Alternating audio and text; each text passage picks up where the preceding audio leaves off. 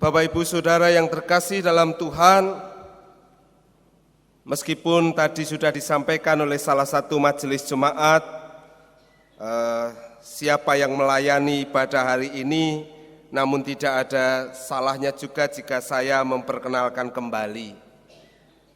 Nama saya Pendeta Dwi Wahyu Prasetya MAPS, saya Pendeta Jemaat GKJ Wonosari.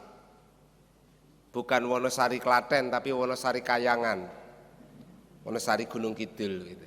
Ya. Saya datang beserta dengan istri saya yang cuma satu dan hanya satu, dan juga anak saya yang mungkin baru satu. Bapak Ibu yang terkasih dalam Tuhan Yesus Kristus, oleh karena itu, karena saya dari Kayangan, kalau Klaten itu khas makanannya apa ya? Apa khas makanan Klaten? Enggak ada khasnya. Oh, nopo-nopo wonten. Apa-apa ada. Ya. Soto. Oh, soto Pak Min. ya kalau Bapak Ibu biasa makan soto, jadi nanti kalau saya kasih tiwul jangan kurus-kurus perutnya ya. Nanti menu yang saya sajikan menu tiwul begitu. Bapak Ibu yang terkasih dalam Tuhan Yesus Kristus, saat ini kita akan berbicara tentang doa. Setiap agama pasti mengajarkan tentang pentingnya ritual doa. Dan bahkan bagi orang percaya kemudian ada ungkapan doa adalah nafas orang percaya. Betul Bapak Ibu? Betul. Berarti Bapak Ibu sekarang sedang berdoa. Nah, katanya nafas orang percaya berarti setiap bernafas kan sedang berdoa. Muga-muga pendetanya lekot bahara suwi gitu. Muga-muga ora nyelekit kan begitu. Tentu ungkapan itu bukanlah harafiah, tetapi ada makna penting. Artinya bahwa yang namanya doa adalah sesuatu yang sangat-sangat berharga dan harus senantiasa diungkapkan oleh orang-orang percaya.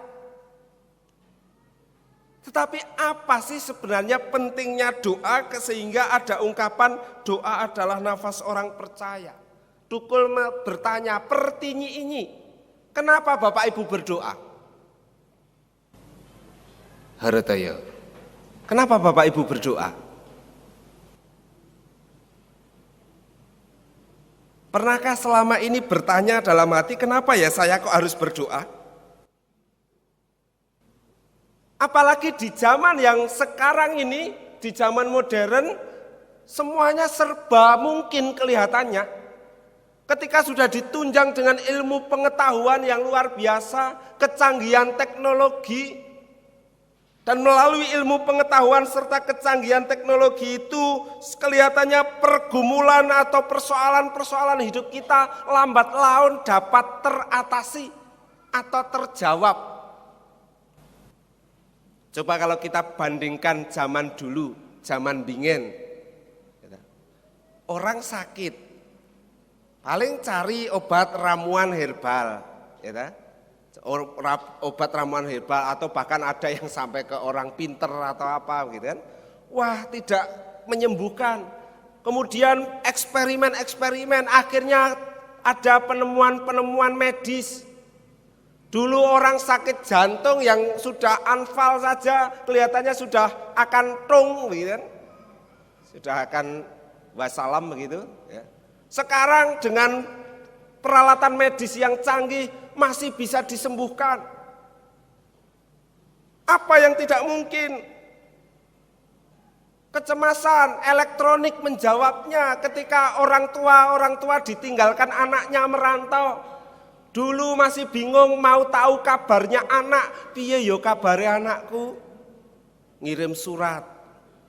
Atau bagaimana ya kabar pacarku? Ngirim surat. Itu aja masih disertai dengan H2C. Harap-harap cemas. Tekan ora ya suratku, kan begitu. Zaman sekarang apa yang tidak mungkin? SMS bisa langsung jawab, telepon bahkan langsung bisa bertatap muka melalui media. Apa yang tidak mungkin? Transportasi. Dulu kalau mau ke Jakarta membutuhkan waktu yang berhari-hari, sekarang jukcing, cepat. Bahkan bisa sampai ke luar angkasa. Jadi pertanyaannya, kalau sekarang kita sudah ditunjang dengan ilmu pengetahuan dan teknologi, kenapa kita harus berdoa? Kalau lambat laun memang kemudian kita bisa menjawab persoalan-persoalan hidup kita dengan teknologi, dengan ilmu pengetahuan, haruskah kita tetap berdoa?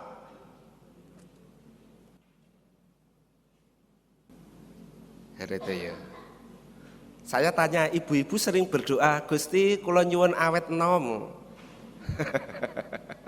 Kalau lama-lama kemudian ada ramuan yang membuat keriputnya hilang jadi muda lagi, apakah masih mau berdoa, Tuhan minta awet muda, minta panjang umur? Tahun 2013 ada orang Rusia yang bernama Dmitri Itskov. Dia sedang melakukan penelitian dan dia meyakini bahwa tahun 2045 dia akan menemukan ramuan bagi manusia supaya immortal. Perso immortal, okay? Tidak mati. 2045 dia meyakini dia bisa menemukan ramuan manusia tidak immortal. Bayangkan, jika lambat laun manusia menganggap dan merasa persoalan-persoalan yang mereka hadapi bisa dijawab dengan ilmu pengetahuan dan teknologi, masihkah kita butuh Allah? Masihkah kita harus berdoa? Bukankah yang penting punya duit, punya uang, selesai semua masalah? Kalau bisa beli fasilitas itu tadi, beli ramuannya, beli pilnya, beli semuanya, medianya, selesai bukan? Bapak Ibu Saudara yang dikasihi Tuhan, mungkin kita akan menganggap ya enggak Pak, karena memang masih banyak hal-hal yang memang belum terselesaikan oleh manusia, masih misteri. Ya saya kejar terus. Kalau pada waktunya nanti ilmu terus berkembang, yang masih belum terselesaikan, yang masih misteri itu terjawab, terselesaikan, terjawab, terselesaikan, ya tetap lama-kelamaan kita tidak akan membutuhkan Allah lagi. Allah terancam.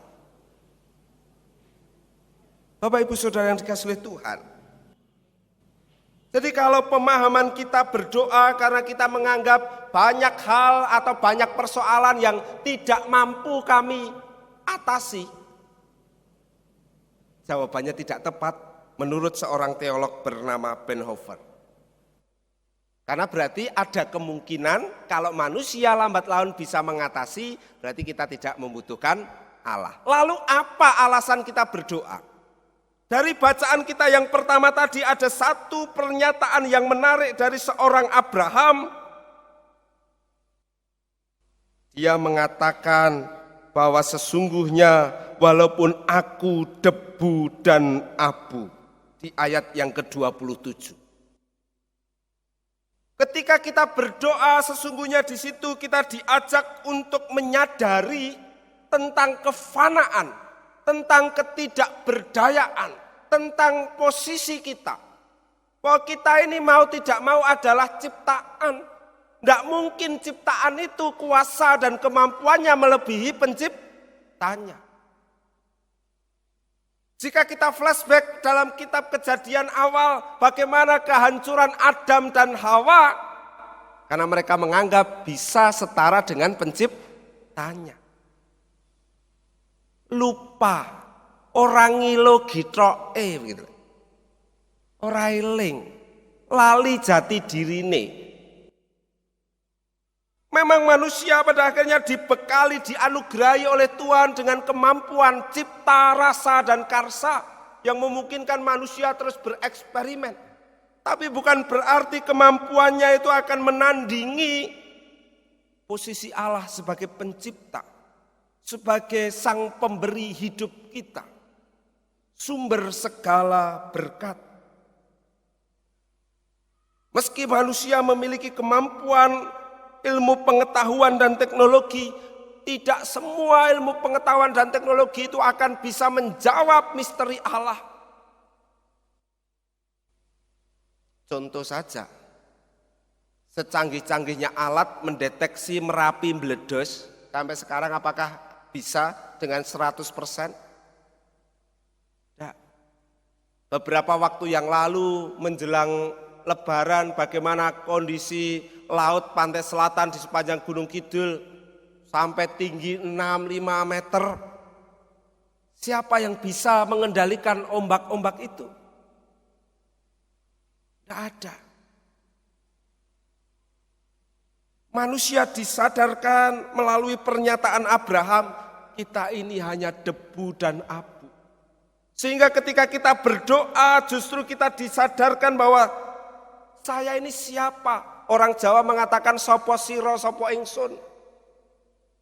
Siro itu berarti untuk menyebut pihak yang lebih rendah, ingsun itu berarti orang yang punya kedudukan tinggi.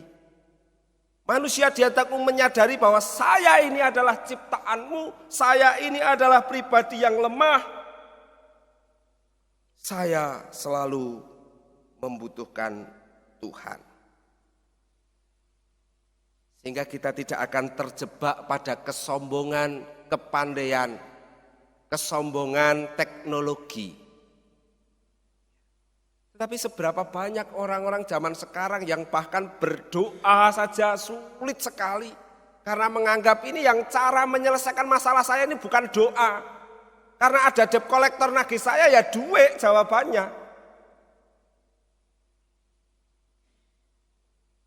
Orang kemudian mengkerdilkan kuasa doa.